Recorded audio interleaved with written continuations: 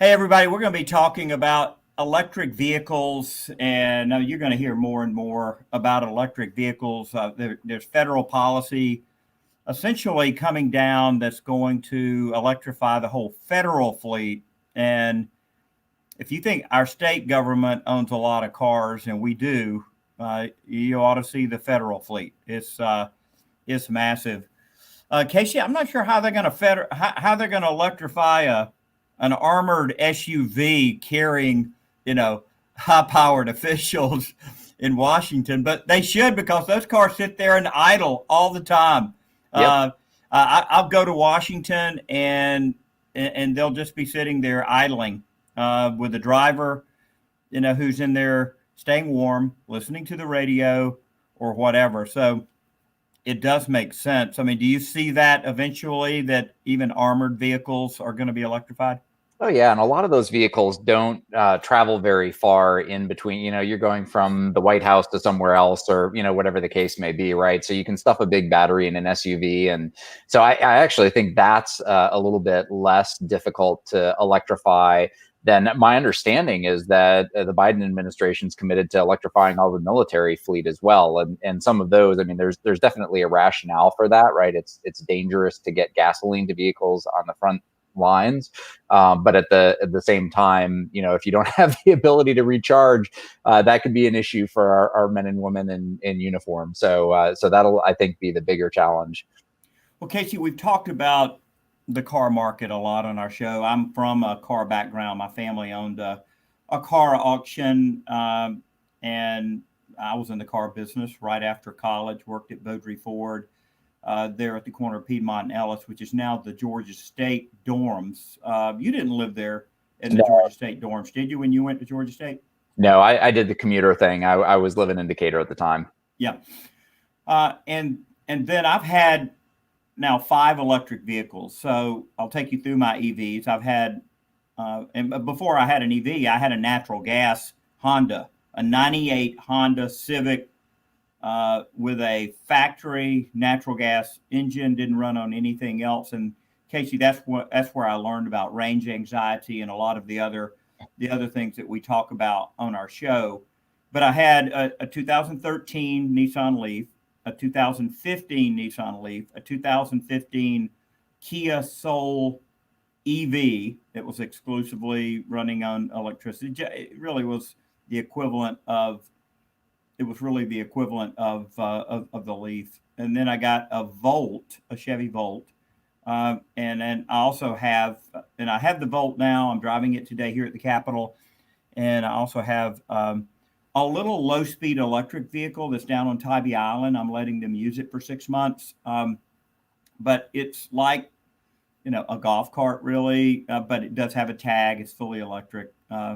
So Casey, I know you are so excited because you've just got a new electric vehicle. So take us through what you had and kind of the decision making process that your family went through to get this new Polestar 2. And we're going to tell you, our audience, what a Polestar 2 is. Yeah. So, like you, Tim, I grew up as a car guy. I grew up outside of Detroit and, really enjoyed fast cars and driving. I've been through not as many EVs as you have, but this is my third electric vehicle, fourth if you count my wife. So I had a 2014 BMW i3. And then followed that up when the lease was up with a 2015 i3. Now have the 2021 Polestar 2 that I'll talk about here in a moment. My wife has a 2015 Volkswagen e-Golf. We've been an all electric family since 2016. And really that was kind of the impetus for this new car. So I really like the i3. And for any of our listeners that are interested in picking up commuter car, second car, they've depreciated. You can pick them up for fairly inexpensively, a little bit more than a used Leaf, but not too much more. And they're a whole lot of fun. I really wouldn't be looking for a new car, but for a couple of factors, right? So we have had two relatively short range. So think about 80 miles or so highway EVs since 2016. And we found ourselves doing more road trips. I've got a trip that I do fairly regularly, 4 or 5 times a year. That's about 120 miles one way, but going up into the mountains, so you've got some elevation change. And the challenge with that, with either of our EVs, is that we've got to stop twice to charge to get there. So it was kind of getting a little bit old. And as the kids were getting older, I've got 2 kids. They were looking for their own doors. Of course, my wife's e-Golf has that, so we ended up using that as the family car. The i3's got little rear hinge doors, which makes it easy to get in and out of, but you've got to open either the driver or passenger door to do that, right? So anyway, all of those things kind of got to the point where it was like, we need something that's a little bit bigger with a little bit longer range. And I really was headed down the road of getting a Tesla, which a lot of people have, a lot of people love. It's kind of the default if you're looking for an electric car. But we rented one back in 2019, just before the pandemic. Had it for a week. And I really didn't like it all that much. There were a couple of things that, as a driver, someone who really enjoys the experience of driving, just didn't gel with me. So started looking, and the Polestar 2 is kind of the first real competitor in terms of, it's not super expensive like a Tesla Model S or a Porsche Taycan. It's a little bit, larger than what I had with the BMW i3. Hatchback, and everything that I read about it was that it was an enjoyable drive. Tim, I got to tell you, I bought this thing sight unseen, right? So luckily it lived up to the hype. But yeah. Casey, the Tesla groups, and I had a chance to work with them when we did the world record parade attempt, and the Tesla groups, they love Elon Musk. I mean, I'm not going to call it a cult. That's way too strong, but they love that guy. And I'm telling you, I started following a bunch of those guys on Twitter, looking at their Twitter post, and it's like, Elon Musk can do anything. And I'm actually now starting to believe that, watching this rocket, go to space and come back, and the satellite launches and all the stuff that this guy is doing. I mean, he really is one of the most substantial culture changers out there. And so, the fact that you don't have a Tesla, surprising a little bit to me, because he is, and his cars are, and his charging network is so state of the art. Yeah, look, I have learned to stop predicting that Elon Musk can't do things. I mean, I kind of poo-pooed the idea of, him being successful with Tesla, of them, getting the market cap that they have on the stock market. He does incredible things, and my hat is off to him for being really the first new American car company to successfully launch in like a century, right? So and he's really driven a lot of transportation electrification, among other things, right? So for folks who are Elon Musk fanboys, there's no shade being thrown here. I think he's done some incredible things.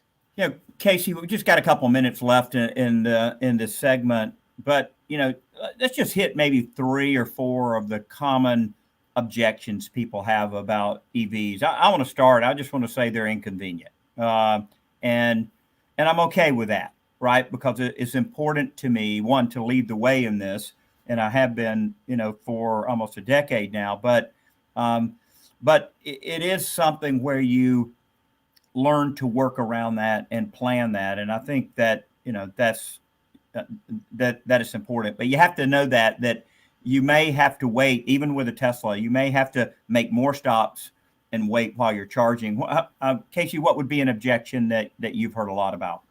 That they don't have enough range. And I think, that's simply, at this point, not true for most folks. Most people drive, 30 miles or so in a day, and almost all the new EVs that you can buy have ranges north of 200 miles.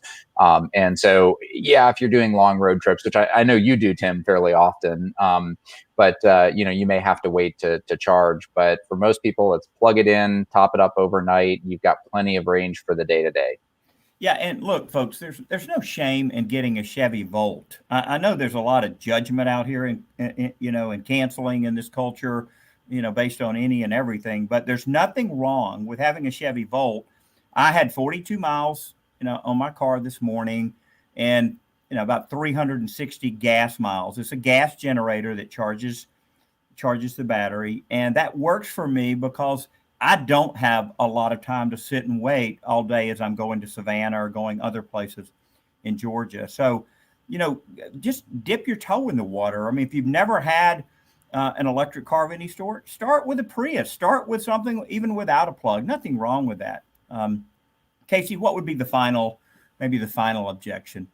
That they cost too much. So again, if you look at what's on the market, the average new car buyer spends about $35,000 on a car, and you can get a lot of electric cars for around that. And then when you factor in the federal tax credit of $7,500, which is available for anything except Teslas and General Motors vehicles, that can take it substantially lower than that. And you, of course, save tons of money on maintenance and fuel. So, overall, they can be a really smart financial decision. Well, folks, we appreciate you tuning in to Energy Matters. I'm at Tim Eccles on Twitter. The show's at Matters Radio. Casey? And I'm at Casey Boyce on Twitter.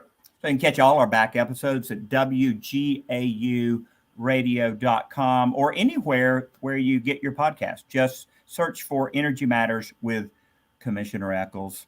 Hey, everyone, you've been listening to Energy Matters. I hope you have a great rest of the day.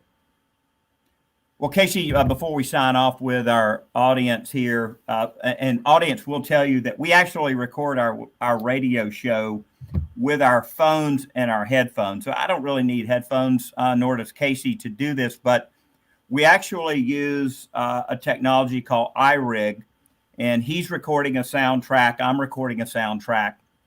That's sent to our producer, and then he merges those and puts it, into our terrestrial radio program, which is in Athens, Savannah, Brunswick, Clarksville, and then, of course, all of those podcasts. So we have to wear headphones because there's an echo that we don't want on the actual radio track. So, Casey, I look kind of weird with the headphones. I don't really like wearing them, but we can't do it without it. Yeah, you look very dignified in the suit and the headphones. It works for you, Tim. Yeah, right. Well, I am at a Capitol office here. Nobody else is here. It's very quiet, and I just had one of our GBA, Georgia Building Authority employees, say it's going to be a while before people are back in the building. So I think we're just going to be continuing to do things virtually. So, Casey, good to be with you today. Enjoy that new car. I can't wait for us to do a little car show version of this when we have good weather, maybe in the spring or summer. That sounds great. Good to be with you as always, Tim. See you guys. Bye-bye. Take care.